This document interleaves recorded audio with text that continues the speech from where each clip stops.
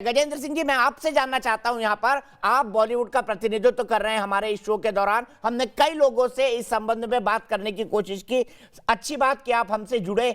आपको क्या लगता है, नोइंगली ये हो रहा है या अननोइंगली हो रहा है? क्योंकि इंटरनेशनल इवेंट भी तो आप भी करते रहे हैं, आपने भी कई इंटरनेशनल इवेंट करे होंगे अपनी जिंदगी में। मुझे आप ये बताइए कि जानबूझकर आईएसआई के ट्रैप में गिरना ये हमारे कलाकार क्यों कर रहे हैं, जबकि जानते हैं कि कॉम्प्लेक्सिटी भारत की क्या है। ट्विटर पर टोनी क्या लिख रहे थे, टोनी एशाय, रेहान सिद्दीकी, अनिल मसरत, सबको पता था, पूरे कमेंट भारत विरोधी थे। देखिए दीपक जी, सबसे पहले तो मैं ये कहूंगा कि ये जांच का विषय है। ये बहुत गंभीर विषय है, चिंता का विषय है। ये देश की सुरक्षा का विषय है, देश की आर्थिक स्थिति का विषय है। मैं अगर आपको याद दिलाऊं तो 2014-2015 में जब मैं आर्टिस्ट एसोसिएशन का अध्यक्ष था, तो सबसे पहला व्यक्ति मैं था बॉलीवुड से जिसने ये ऑब्जेक्शन किया था कि पाकिस्तानी एक्ट्रेस की हिंदुस्तान में कोई जगह नहीं है, क्योंकि ये लोग यहाँ आते हैं और यहाँ का पैसा जो है अपने देश में ले जाते हैं और यहाँ से ना जाने क्या क्या डॉक्यूमेंट्स और क्या क्या प्रूफ अपने देश में ले जाते हैं, जो हमारी देश की सुरक्षा के लिए बहुत खतरनाक हो सकता है। लेकिन उस वक्त भी बॉलीवुड के कुछ लोगों ने मेरा विरोध किया था। मैं एक उदाहरण के तौर पर कहूंगा, यशराज फिल्म में एक अली जाफर करके पाकिस्तानी एक्टर था। मैंने उसके कागजात आर्टिस्ट एसोसिएशन में मंगाए थे, तो पता चलता है कि वो ना टीडीएस कटवाता है और ना टैक्स भरता है, और पूरा का पूरा पैसा जो है हिंदुस्तान से पाकिस्तान ले जाता है। आज जो सिचुएशन है दीपक जी, वो ये है कि ये पाकिस्तान हिंदुस्तान का जन्मजात दुश्मन है, वो कभी भी दोस्त बन नहीं सकता।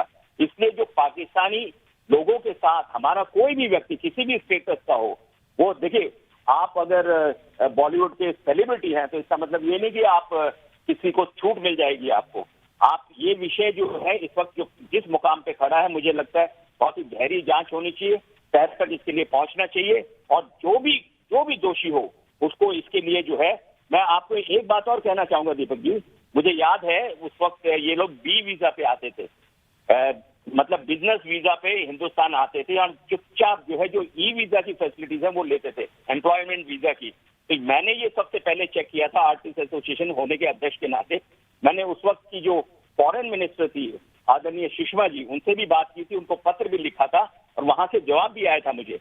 उसके बाद में ये हुआ कि इस्लामाबाद में जो हिंदुस्तानी हाई कमीशन है, वहां से इनको एक वर्क परमिट इशू होना शुरू हुआ था कुछ समय के लिए।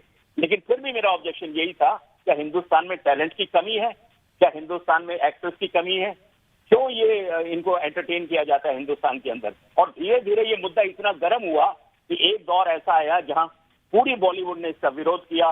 इंपा जो प्रोड्यूसर बॉडी है उसने विरोध किया, जो फेडरेशन हमारी पूरी 32 एसोसिएशन के हेड है उसने विरोध किया, और जहां तक रेहान सिद्दीकी का सवाल है उसके विषय में तो आपको याद होगा मीका सिंह का एक शो होने वाला था जिसके लिए स्पेशल नोटिफिकेशन निकाला गया था कि उसको ये रिक्वेस्ट की गई थी, उसको ये ऑर्डर दिया गया था कि आप ये शो ना करें।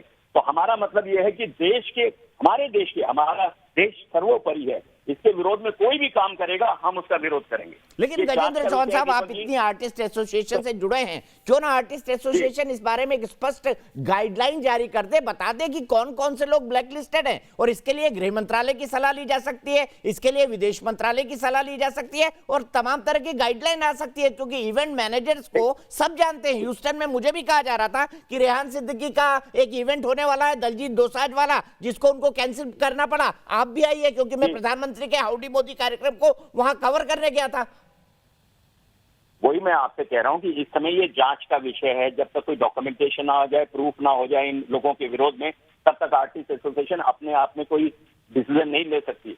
सरकार की तरफ से निर्देश आ जाए कि इनको ब्लैक लिस्ट किया जाए, डेफिनेटली यहाँ की फेडरेशन, यहाँ की प्रोड्यूसर बॉडी, यहाँ की जो आर्टिस्ट एसोसिएशन है वो डेफिनेटली इन्हें ब्लैक लिस्ट कर देगी। लेकिन जब तक सरकार की तरफ से कोई निर्देश ना आए, मैंने आपसे पहली लाइन ये बोली कि जांच का विषय है, इसकी तह तक पहुंचना चाहिए, और अगर धुआं निकला तो आग कहीं ना कहीं होगी दीपक जी।